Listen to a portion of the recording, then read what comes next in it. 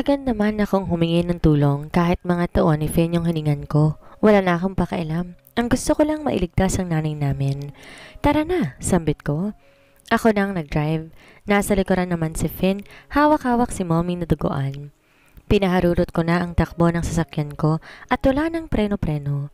Bilisan mo, sigaw ni Finn sa akin. Binilisan ko na, sigaw ko naman. Iyak lang siya ng iyak habang ako nanginginig na. Ayokong umiyak dahil hindi ko gustong umiyak, lalo't hinang-hina si Finn ngayon. Ilang minuto lang nakalipas, agad naman akong nakarating sa ospital. Aligaga namang lumabas sa mga nurse, tulong-tulong sila sa pagbuhat sa nanay namin. Ospital niya ang pinagdala namin kaya naman kilala na nila si Finn. Lady Finn, anong nangyayari? Tanong naman ng nurse. Iyak lang siya ng iyak, nanginginig habang nakatingin sa dugo na nasa kamay niya. Everyone, don't question her. Sambit naman ng isang doktor. Doc Ed, wika naman ni Finn habang umiiyak at agad naman siyang niyakap na mahigpit ni Doc Ed. Everything will be fine. Wika naman niya habang tinapik-tapik ang likuran ni Finn. Dumako naman ang tingin niya sa akin. Ikaw ba ang biological daughter ni Lady Clow? Sambit naman niya at tumiwalay ng yakap kay Finn tsaka ito nagtungo sa akin. Tumango naman ako bilang tugon sa tanong niya sa akin. Nice to meet you. What's your name? Tanong naman niya sa akin. Astrid, sambit ko naman. Tumango naman siya habang nakangiti. Doc, nasa operating room na po si Lady Clow. Wika naman na isang nurse. Okay, papunta na ako. Wika naman ni Doc Ed. Just relax, I will do my best. Wika ni Doc Ed sa amin. Make sure to treat her, Doc Ed, please. I can't live without her. Wika naman ni Finn habang umiiyak. Tumango si Doc Ed at agad na umalis. Napaupo na lang ako sa isang bench dahil doon ko lang niramdaman ang sakit ng katawan ko. Nag-text na pala ako kina Ate Samantha na kunin si Apollo sa abandonadong bahay at ang mga anak ko para dalhin sila sa ospital. It's your fault, Astrid. Biglang sigaw ni Finn sa akin habang itinuturo ako. Tumingin ako ng malamig sa kanya. Ako ba talaga, Finn? Sinong may hawak ng baril? Sinong nagkabit ng gatilyo, di ba ikaw? Wika ko naman habang nakatingin sa kanya ng malamig. I want to kill you. Pero dahil sa'yo kaya humarang si mommy. Sambit naman niya habang umiiyak. Humarang siya dahil sa katarantaduhan mo. Humarang siya dahil mahal niya ako. Wika ko naman kay Finn. You stop. Hindi ka na niya mahal. Sigaw niya sa akin. Talaga ba, Finn? So bakit niles niya ang buhay niya para sa akin at pwede ba? Huwag kang duda. Kuda ka ng kuda dyan eh. Dahil sa ginawa mo, nasa operating room na ngayon ng nanay natin. At alam mo ba na nag-aagaw buhay siya ngayon dahil sa kagagahan mo? Sigaw ko kay Finn. Itiniko mo yung bibig mo ha. Kung ayaw mong sampalin kita, walang tigil para matigom talaga yung bibig mo. Sigaw ko kay Finn. Humagulhol na lamang ako nang napaupo sa bench at siya naman iyak lang ng iyak. Bigla na akong kinabahan na makita ko siya na nakahiga sa sahig at naninigas ang buong katawan niya. Help! Sigaw ko naman. Dali-dali siyang binuhat ng mga nurse at inilagay sa emergency room. Hindi ko alam pero kinakabahan ako dahil sa nangyayari ngayon. Hindi ko alam kung anong gagawin ko. Galit ako kay Finn dahil sa ginawa niya pero naaawa din naman ako sa kalagayan niya ngayon. Nakayuko lang ako habang hinihintay ang pagdating ng doktor mula sa emergency room at operating room. Ilang oras akong nakaganon at biglang lumabas ang doktor na galing sa operating room. Astrid, nasan si Finn? Sambit naman ni Doc Ed. She's in the emergency room. Bigla na lang nanigas ang katawan niya. Wika ko naman. Bigla namang bumilog ang mga mata niya. Why? Sambit ko naman. Naku, baka inatake siya ng sakit niya sa puso. Wika naman ng doktor. Bumilog ang mata ko nang dahil sa sinabi niya. May sakit sa puso si Finn? Tanong ko naman sa doktor. Yes, she hid it from your mother dahil ayaw niyang mag-aalala ang nanay mo sa kanya. Mabait niyang si Finn, kaso may disorder siya kaya't sinisira siya nito. I know, ayaw niyang gawin sa'yo lahat ng to ngayon but she doesn't have a choice to live with it. Si Finn ay may OCD. She needs to be treated but just she refused kasi ayaw niyang maging pabigat. Wika naman ng doktor sa akin. Napabuntong hininga ako nang dahil sa nalaman ko ngayon. So sa mga nangyayari ngayon wala akong dapat sisihin, ganon? Pero hindi ko na isusumbat sa kanya lahat. She's been through a lot. Yung mommy mo, Sorry but she is in critical condition, wika naman ng doktor. Hindi na ako makasagot nang dahil sa sinabi ng doktor sa akin. Nandito pa rin ako sa ospital nagbabantay kay mommy. Bigla ako nagising nang dahil sa sobrang ingay ni Doc Ed. Clear! Yan ang narinig ko. Napabalikwas ako ng bangon at dun ko nakita yung nanay ko na nag-aagaw buhay na. No! Sambit ko naman habang umiiyak. This can't be happening. Ayokong tawagin siyang mommy ngayon. Gusto kong marinig niya ito nang buhay pa siya. Time of death, 10:45 a.m. Wika ng doktor. Bumagsak ako sa floor habang humahagulgol. Ihanda niyo ng operating room. We need to make the last wish of Lady Clau. Sambit naman ni Doc Ed. Bigla akong napatayo at agad na lumapit kay Doc Ed. Doc, anong nangyayari? Wika ko naman habang umiiyak. Sorry sweetie, but your mom, she's gone. And we need to get your ass up to the operating room dahil siya ang magdodonate ng heart kay Finn. Yan yung sabi niya bago siya mawala. And she also said na sana magkasundo kayo ni Finn at mamahalin yung isa't isa na mahal ka daw niya. Nirecord ko lahat ng sinabi niya. May video siya. Panoorin niyo na lang dahil marami siyang sinabi. Wika naman ni Doc Ed. Bakit po hindi niyo ako ginising? Inis ko namang wika kay Doc Ed. I'm so sorry. Kasi ayaw ni Lady Clau na gisingin ka. Wika naman niya sa akin. Umiyak naman ako. If you will excuse us. Wika niya at dinala na nila sa operating room si Mommy. Nandito ako ngayon sa harap ng kabaong ni Mommy. Hindi pa nakalabas si Finn dahil sa operation pero ipapapunta daw siya dito ni Doc Ed gamit ang wheelchair. Pinanood naman namin ang video na nire-record ni Doc Ed.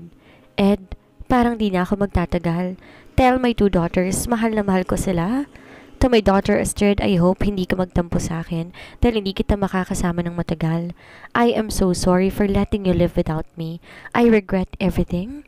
Ang sakit lang dahil nakasama nga kita, pero iiwan na naman kita. I love you always, baby. Mommy will love you from afar. Umiiyak nitong sambit.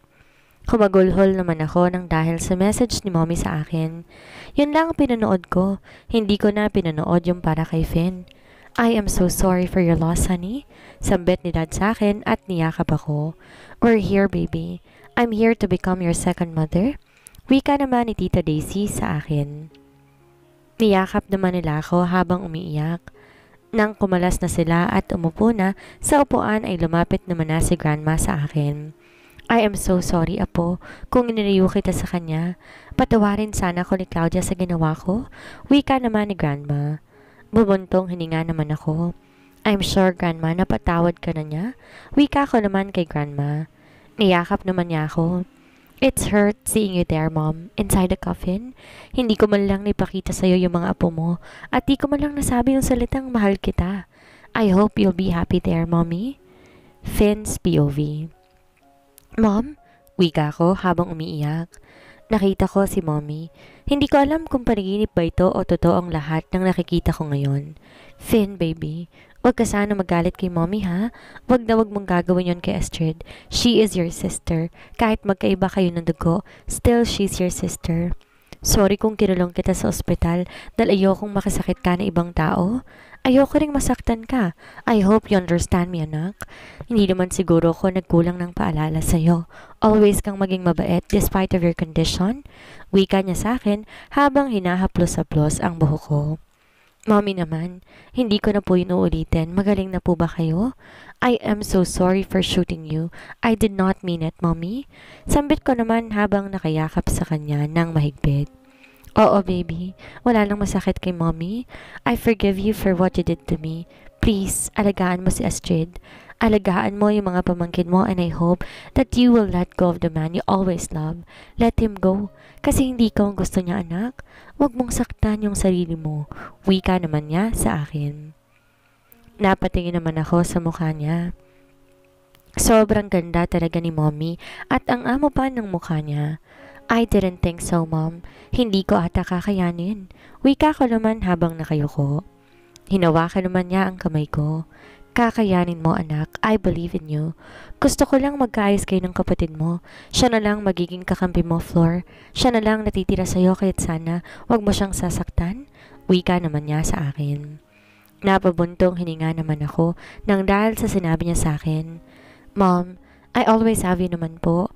Para naman kayong namamaalam eh, mommy naman. Wika ko naman habang natatawa sa kanya. Bigla naman niya ako niyakap ng mahigpit. I will miss you, baby. Pakiyakap din ako sa kapatid mo. Pakisabi mahal na mahal ko siya. And I love you always, my Flor. You are one of my greatest decision in life. Wika niya habang nakangiti at tinalikan niya naman ako sa noo. Why does it feel na aalis ka na, mommy? Ano, may business meeting ka na naman? Tanong ko naman kay mommy. Yes, baby. Kaya be good, okay? Wika naman niya sa akin. Tumayo naman siya at ganon din ako. Niyakap ko naman siya na mahigpit at hinalikan ko naman siya sa magkabilang pisngi niya at saka sa ilong at noo niya. I love you, mommy. Wika ko naman habang nakangiti. I love you, baby. Wika naman niya sa akin saka tumalikod na. Nakatingin lang ako sa kanila habang papalayo sila ng papalayo sa akin. Hanggang sa hindi ko na siya makita at naglaho na lang siyang bigla. Mommy! Mommy! Sigaw ko habang hinahanap siya. Bigla naman akong napadilat nang may naramdaman ako na humawak sa kamay ko. Finn, sambit ng isang malamig na boses. Napamulat naman ako agad at bumungad naman ang mukha ni Doc Edward. Payaka pati batang ito si Doc Edward, parang 6 years ata ang age gap naming dalawa. Nananaginip ka, wika naman niya. Narinig ko naman ang ingay ng monitor na nasa uluhan ko at doon ko napagtanto na panaginip lang pala yun at nasa ospital pa rin ako. Asan si mommy? Yan ang una kong sinabi. Di naman niya ako sinagot at nagbisi-bisihan lamang din siya. Doc Ed, sagutin mo. Asan ba siya? Nakalabas na ba siya? Tanong ko naman. Di pa rin niya ako sinagot. Naiinis ako sa ginagawa niya. Bigla naman siyang humarap sa akin at tiningnan naman niya ako sa mga mata. You will see her. Magpahinga ka na lang muna dyan. Tapos mamaya magbihis ka na. Pupunta na natin siya. Wika naman niya sa akin ng seryoso. Napakunot naman ang noo ko nang dahil sa sinabi niya. Ano bang sinasabi niya? Saan ba si mommy? Hindi na ako nagtanong sa kanya. Sumunod na lamang ako kung saan sinabi niya sa akin. Ilang minuto lang nakakalipas at agad naman niya akong binigyan ng maitim na dress. Formal na formal ito at may kasama pang gloves. Para saan to? May party bang gaganapin? Wika ko naman habang natatawa. Huwag ka ng maraming tanong. Tsaka magdahan-dahan ka, kakaopera lang ng puso mo. Wika naman niya. Bigla naman akong napasilip sa dibdib ko at doon ko lang napagtanto na naoperahan pala ako sa puso. Sino kaya ang donor ko? Gusto ko siyang gantimpalaan. Sinong donor ko? I want to see her. Wika ko naman kay Doc Ed. Magbihis ka muna. You will see her. Wika naman niya sa akin. Medyo masungit siya ngayon kaya naman hinayaan ko na lamang siya at nagsuot na ng damit na ibinigay niya sa akin. Ilang minutong nakalipas natapos na rin ako. Ano, tara na? Sambit ko naman habang mahinang naglakad. Inayos ko rin ang mukha ko at buhok ko para naman hindi ako nakakadiring tingnan. Hey, Doc Ed! Wika ko naman habang iwinawagayway ang kamay ko. Yeah. Pero sa wheelchair ka umupo dahil bawal kang mapagod? Wika naman niya sa akin. Napabuntong hininga naman ako dahil masyado naman akong Disney princess sa ginagawa niya ngayon. Di na ako nagreklamo. Umupo na lang ako sa wheelchair at tinulok naman niya ako patungo sa parking lot. Akala ko ba nasa ospital pa rin si mommy? Tanong ko naman kay Doc Ed. Di naman niya ako sinagot. Dire-diretso lamang kami sa biyahe hanggang sa makarating ako sa bahay namin. Nagtataka ako kung bakit ang daming sasakyan tsaka marami ding tao sa loob pero hindi naman maingay. May party bang ginawa si mommy? Welcome party ba ito ni Astrid? Ang tahimik naman. Wika ko naman habang nakakunot ang noo. Hindi muna ako pinalabas si Doc Ed. Kinuha niya na muna ang wheelchair, tsaka ako lumabas at tinulak niya ako papasok sa loob. Nang makapasok, nabigla ako dahil may mga bulaklak. Nagsimula nang kumabog ng malakas ang dibdib ko. Naghihinala na ako pero hindi ko kayang tanggapin hanggat hindi ko pa nakikita si mommy. Dahan-dahan naman akong tinulak ni Doc Ed hanggang sa makarating kami sa pinto. Bigla tong bumukas at nang makita ko ang kabaong, tumulo na ang luha ko. No! Wika ko naman habang iiling-iling. Gusto kong tumakbo patungo kay mommy pero hindi po pwede. Nakarating ako sa tabi ng kabaong niya. Agad naman akong sumigaw ng malakas at agad niyakap ang kabaong niya sa sobrang sakit ng nararamdaman ko. It's all my fault. Iyak ko habang di matanggap ang nangyari. Finn, your mom is your heart donor? Wika naman niya sa akin. Mas lalo tuloy sumakit ang dibdib ko dahil sa sinabi ni Doc Ed. Hindi ako makapaniwala sa narinig ko. Hindi ito totoo? Finn! Bigla naman akong tumingala at nakita ko si Astrid. Bigla ko naman naalala ang panaginip ko. Akala ko business trip lang ang pupuntahan niya, pero bakit hindi pa siya nakakabalik ng buhay? Bumuntong hininga ko dahil ang sabi ng mommy sa akin, hindi ko na sasaktan si Astrid at kahit mahirap, I will fulfill her wish. Ang magpakita, ang pinakamahirap na wish niya ay yung pakawalan si Apollo, pero gagawin ko yon para sa kanya. If she becomes selfless para sa amin, then maybe I can too, dahil anak niya ako. Agad ko namang niyakap si Astrid ng mahigpit. I'm so sorry for what I have done to you. I see our mom in my dreams at yun na palang huling halik at yakap namin sa isa't isa. Wika ko naman habang umiiyak. Shh! Don't cry so hard. Kakaopera mo pa lang. Kahit wala na si mommy but she is in your heart, she's still with you. Wika naman niya sa akin. Mas sumagulhol naman ako nang dahil sa sinabi niya sa akin. Niyakap niya ako na mahigpit habang hinihimas-himas ang likod ko. You'll have me. Don't cry. Wika naman niya sa akin. Despite of everything na ginawa kong kasalanan sa kanya, she is still kind. I am so sorry. Astrid, my sister. Apollo's POV.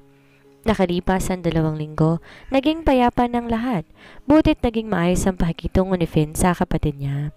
Flashback. Habang pinapanood ni Finn ang video na iniwan ng mommy niya sa kanya, ay lumapit naman ako. Ang sabi kasi ni Astrid, gusto niya akong makausap. I hate her pero I will set aside this time. Kasi hindi ako gustong dagdagan yung sakit na naramdaman niya ngayon. Mommy naman, super daya mo. Hirinig kong wika niya pagkarating ko. Tumikim naman ako at agad siyang napatingin sa akin. Agad naman niyang pinunasan ng luha niya. Apollo, I'm so sorry for giving you a hard time for what I did. I'm just so in love with you at hindi ako magsisinungaling dahil hanggang ngayon I'm still into you. Wika naman niya sa akin. Di ako nakatingin sa kanya. Nakatingin ako sa kabaong ni Lady Cloud ng seryoso. But sorry, I don't love you, Finn. You are part of my traumatic past and I hope you'll get over with me. I hope you can move forward and forget everything we had before. Wika ko naman kay Finn. Tumango naman siya habang umiiyak. My mommy told me to let you go. Sambit naman niya at umiyak ulit. I did it not just for her but for Astrid and myself, and especially you.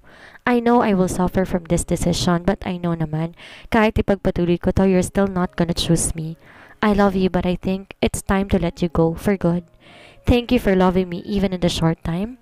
Wika naman niya sa akin. Bumuntong hininga naman ako at tumango. I hope you can find someone who truly love you. Wika ko naman kay Finn. Can I have a last hug from you? Tanong naman niya sa akin. Tubango na lang ako ng bahagya at tumayo naman siya at sa kanya ako niyakap ng mahigpit. Yumakap din ako pabalik at saka kumalas na. Umalis na ako sa kinaroroonan niya. End of flashback. Daddy! Sigaw naman ni Ira habang may daladalang libro. Kasunod naman nun ng 2 kuya niya. What's going on? Sambit ko naman sa kanya habang nakakunot ang noo ko. Daddy, you don't need to do this. Wika naman ni Ira at itinuro ang isang lalaki na nakaluhod na may hawak ng singsing. Sa tingin ko, nagpropose itong lalaki sa babae. We just need some time, baby, okay? Sambit ko naman kay Ira habang hinahawakan ang pisngi niya. Daddy naman, you need to do it po kasi baka mag-ibang isip ni mommy. Wika naman ni Greg. True, Daddy. If babagal-bagal ka, Daddy, then mommy will become annoyed. Wika naman ni Grayson. Napakamot na lang ako sa ulo ko dahil ang akala ng mga bata na ito, luluhod ka lang sa harap tapos yun na yun. Baby, ganito kasi yan eh. Hindi madali ang lahat. You need to fix it. Everything. And you need to prepare something. Wika ko naman sa kanila. Umupo sila sa mga upuan at nakikinig sa sinasabi ko. Ganito kasi, baby. Need mo na ni daddy na mag-create ng plan para sa proposal. Hindi naman pwedeng di ko gagawin yon dahil special ang mommy ninyo sa akin. Wika ko naman sa kanila habang nakangiti. Okay, Dad. We understand po at hindi madali ang proposal. Wika naman ni Grayson. Agad ko din naman na ginulo ang buhok niya. That's good. So now you can go back sa room ninyo dahil may asikasuhin pang daddy ninyo, okay? Sambit ko naman sa kanila. Tumango sila bilang tugon sa sinabi ko at agad silang nagtatakbo patungo sa loob ng kwarto nila. Nandito ako sa bahay ni Astrid na kasi ni Astrid, hati kami ng bayad. Ayaw niya sana pero pinilit ko. I am the man and I am the provider of the family. Hay, bes. Yamot na ako kakahintay sa mga lalaking yan. Dinig kong wika ni Jennifer. Hindi ko alam kung sinadya niya bang nakasan ang boses niya para marinig kong sasabihin niya o talagang ganun na lang siya kung magsalita. Alam mo, hindi ko alam talaga kung mahal ba tayo kasi Diyos me, hindi man lang naghanap ng paraan. Ines na wika niya. Natawa naman ako ng bahagya para kasing nagpaparinig siya sa amin. Agad ko naman binuksan ang messenger account ko at agad ako nag-chat sa group chat namin. Sean, we need to do something. Mukhang nagpaparinig na yung isa dito. Wika ako naman habang nakangiti na nagtatype. Hindi ko alam kung niloloko lang ba nila ako. Bigla namang sambit ni Astrid. Kaya naman kumunot ang noo ko nang dahil sa sinabi niya. Ano bang nangyayari sa babae na to at hindi ko sila maintindihan? Hinayaan ko na lamang sila diyang magtatalak dahil mas maiging mapag-usapan namin nila Sean ang tungkol dito. Ano yon, bro? Reply naman ni Sean sa chat ko sa GC. We need to plan something para sa proposal. Wika ko naman. Yun, handaan na naman. Kain na. Reply naman ni Bricks. Nag-react agad ako ng angry sa reply niya sa chat ko. This is not the time to be funny. Wika ko naman habang seryosong nagtatype. Di naman ako nagjo-joke ka. Ano? Hindi pa ba yan matutuloy? Wika naman niya. Iiling-iling na lamang ako nang dahil sa chat niya. We need to talk, everyone. Agad ko naman tong sinend sa GC. Lock? Yan naman ang reply ni Liam sa akin. Sa bahay ni Sean. Wika naman ni Miko. Nag-like zone na lamang ako at agad nang pinatay ang laptop. I already logged out to my account. Magaling pa naman si Grayson sa mga gadgets. Talagang malalaman niya kung ano ang gagawin ko. Tumayo na muna ako at pumasok sa loob ng kwarto ko. Nagbihis na rin ako dahil aalis nga ako. Love, aalis muna ako. Sambit ko naman kay Astrid habang nakangiti. Kumunot naman ang noo niya habang nakatingin sa akin. San ka naman pupunta? Tanong naman niya sa akin. Sa mga kaibigan ko, we need to talk kasi about the company. Sinungaling kong wika. Bagya naman siyang tumango at tinalikan ko naman agad siya sa labi niya. Nakita ko naman ang pamumula ng mukha niya. Agad din naman akong umalis. Nagsimula na nga akong maglakad pero hindi pa man nangangalahati na may bigla nang humarang sa akin. Daddy, can we go with you? Sambit naman ni Greg. Napabuntong hininga naman ako dahil sa kakulitan ng anak ko. Greg, this is an important matter. Kailangan na pumunta si Daddy doon. Wika ko naman. Bigla naman siyang sumimangot at yumuko. Agad naman akong bumulong sa kanya. Daddy will plan something. Magpropose ako sa mommy ninyo. Pagsabihan mo kaagad ang mga kapatid mo na i-distract ang mommy ninyo para hindi tayo mahalata. Wika ko naman habang nakangiti. Yes, Daddy. Masayang wika naman niya at agad-agad na tumakbo papasok sa loob ng kwarto nila. Iiling-iling na lamang ako at agad na nagtungo sa labas at dumiretso na papunta sa parking lot. Pumasok na ako sa kotse ko. Pinaharurot na ito patungo sa bahay ni Sean. Iniisip ko ang mangyayari kung magpo-propose ako. Sasagutin niya ba ako ng yes o i-reject lang niya ako? Napabuntong hininga na lamang ako dahil sa isipan yon. Ilang minutong binyahe ko at nakarating din ako sa bahay ni Sean at Jennifer. Hey bro, sup? Wika naman ni Miko habang kumakain ng dragon seed. Asan si Sean? Tanong ko naman. Nagpe-prepare ng pagkain, alam mo naman yun. Di nabubuhay ng walang lutong pagkain. Wika naman niya sa akin. Iiling-iling na lamang ako at umupo. Ilang minuto lang lumipas, agad namang dumating si Liam kasabay ang paglapag ni Sean ng pagkain. Yun, pagkain. Talagang masaya pag may pag-uusapan. Wika naman ni Bricks habang nakatingin sa pagkain na nasa harapan niya. Iiling-iling na lamang kami ni Liam at Sean habang nakatingin sa kanya. So, anong sadya mo? Submit naman ni Sean sa akin. We need you. We have a plan para mag-propose kay Esther at Jennifer. Wika ko naman. Bigla namang inabos si Bricks nang dahil sa sinabi ko. Napatingin naman kami sa kanya. Bakit? Wika ko naman kay Bricks habang sinamaan siya ng tingin. Di ko lang kasi maisip na inaayawan mo si Astrid noon. Tapos, ngayon nagpaplano ka ng magpakasal sa kanya? Wika naman ni Bricks habang natatawa. Sabihin mo, inggit ka lang. Wika naman ni Liam. Iiling-iling na nga lamang ako. Dahil sa bangayan nila. Maya-maya pa, nag-usap naman kami ni Sean at Liam sa plano namin at hindi ko na isinabay yung dalawa sa plano dahil wala silang naiisip na matino kundi pagkain lang. O ano, final na? Sambit ko naman. Sige, ako nang bahalang mag-organize. Kaming dalawa na nasamang gagawa nun. Wika naman ni Sean. Thanks bro. Sabay naman naming sambit ni Sean kay Liam. Tumango naman si Liam bilang tugon.